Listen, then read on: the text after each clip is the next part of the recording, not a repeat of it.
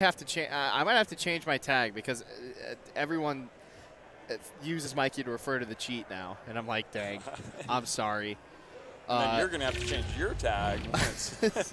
Yeah, but Nut wanted to. Nut was like, I want to change my tag to Mikey, and I'm like, you can't do that. I don't. He must not be that serious about it because he hasn't mentioned that to even the group chat. So I can. Yeah. I think that we're safe with Nut for a while. He has an acorn tattooed on him, so I think that we're probably a little safe. He also has a sriracha bottle though, and elephants and Randall. And I kind of appreciate if you get tatted, and there's two ways you can go about it. One, incredibly meaningful to you. Two, just a bunch of goofs and gaffs. See, I found the nice little sweet spot. HBox is the first stock, and how we think. But I found the nice little sweet spot where I get ones that look like goofs and gaffs, but have some meaning to me. That's nice. Playing for Meta and Nettie seems like a little goof and gag, but just reminds me of my childhood. Yeah, is what that represents to me. It's about is what I friendship, use it for. right? Exactly. Yeah. All the people along the boulder pushing way. And we are pushing that boulder. Yeah, pushing B. Which one of these competitors will push the boulder the hardest here in this set? HBox been known to boulder push in the past as well. True. But Nut minted in the top 100 for this year. Yes. As well. So we shall see good year for them, potentially boating. The last set that I commentated is actually my favorite set of the tournament that I've seen so far, and it was between the player formerly known as Cola of Ultimate fame, aka Salt One, versus Nut, where Cola took a game and the first stock of game 3 before Nut went Zen mode and then took every other stock for the rest of that game. Cola is not bad. Is that like a permanent tag change? It sounded like that from what Vish was saying. Dang. Yeah, maybe Salt One then, I guess. Isn't there an A Cola now too? Yeah. Which is probably why. Yeah. And you don't want to get confused with Steve. But Cola was there first. Yeah. Oof. But Steve. I guess that's true, yeah.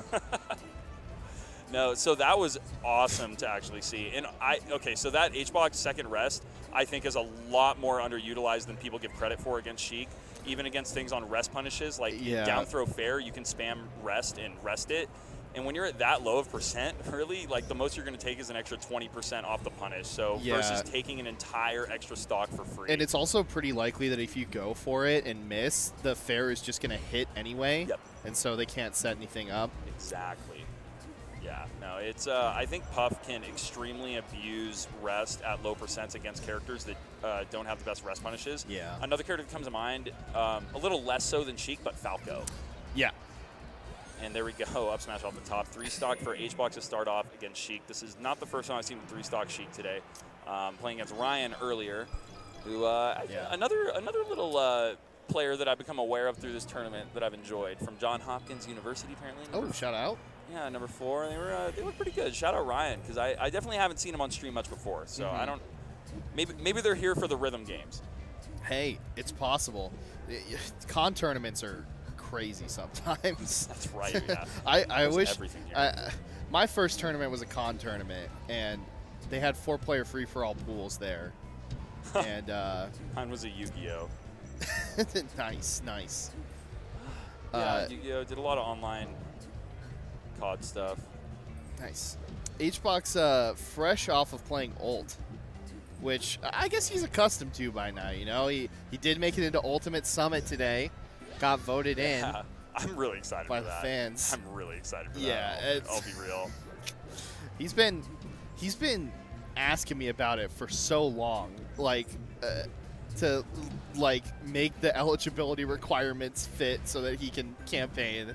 I'm just like, no, dude, you gotta just get one good performance under your belt, and he did, and now here he is. Yeah, and you know what? That's the part why I'm most excited for is because I think HBox has been taking for a little while now over the course of the past year and a half, I would say Ultimate a bit more seriously. He enters it at every tournament, and he plays online all the time, obviously. Yeah, and he has Base Mage as a coach, the other best Puff player. He's even beaten Base Mage in tournament. That's right. As well. So that's why I'm most excited is because the Ultimate crowd, while I think HBox is out of the people who are in contending for making into Summit probably has the lowest level of results, quote unquote.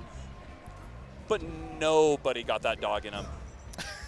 like HBox in the That's Ultimate true. community, and that's what I think people don't understand. Yeah. And you give HBox a chance to win thousands of dollars and pop off on you in front of thousands of people. It's a different beast. You're saying he's going to rise to the occasion. I do. That would be my my hot take, is that HBox will rise to some occasion. Yeah, He'll have his best Ultimate performance of all time. Yeah, I put a lot of effort into getting Nick Yingling into Summit, so who am I to say that he doesn't deserve it? And he had a breakout performance there as well. He did take a game off of Nunn. There we go. Which is better than Nunn did at his first Summit. Yeah. Oh, there we go. Yeah. Crazy enough. That's actually a wild stat to think of. Yeah. And a stat that probably only you know. And the rest of Arizona. Told it to me, yeah. Yeah, we were just praying for not the goose egg. You know what? Like, as you can see, a lot of pretty standard Puff Sheik stuff has been going on this game a lot closer on the good counter pick.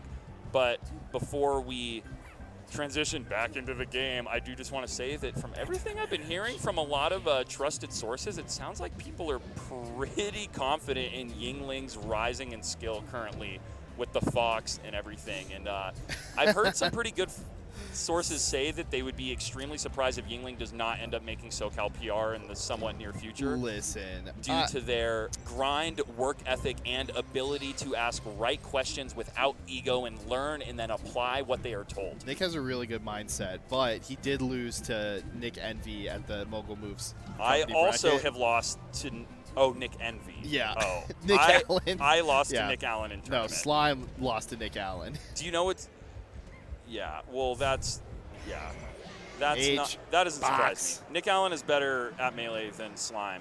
And Slime, I hope you heard that, because Nick Allen's out here farming in Sacramento. Wow. So that's my dog.